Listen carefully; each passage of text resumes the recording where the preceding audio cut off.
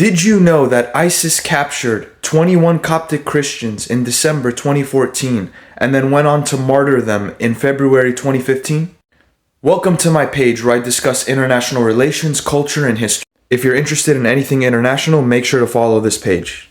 Now, ISIS militants in Libya captured 21 Coptic Christians and in February 2015 would go on to film their executions in a beheading style for the entire world to see.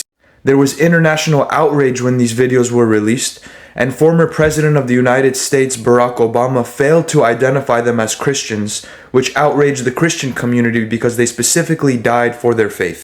Now, the proof of that is in the video, which I don't recommend you see, of the beheadings.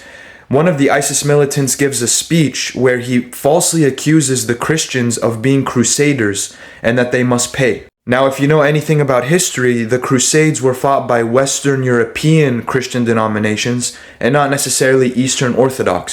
Now, being martyred for your faith is nothing new to the Coptic Christian community in Egypt. In the 3rd century, under Roman Emperor Diocletian, several sources say over 800,000 Christians were martyred.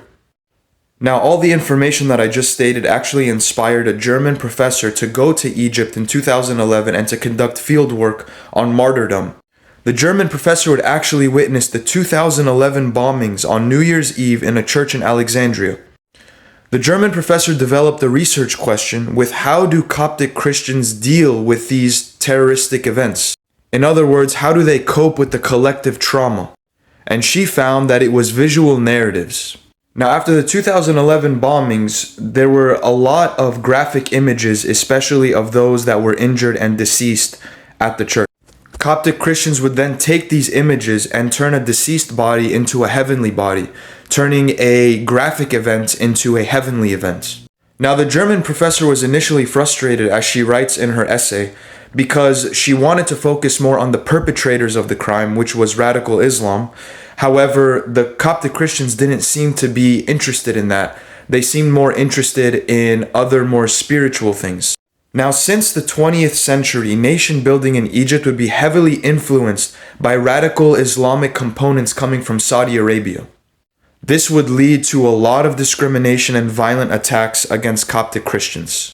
To mention a few, you have the 2011 bombings, you have bombings in 2016, and you have bombings in 2017 as well. Now, it is important to understand that these attacks against Coptic Christians are intentional and for political purpose, not just random terrorist attacks. Now, that's all the time that I got. Thank you for watching, and make sure to support and follow this page.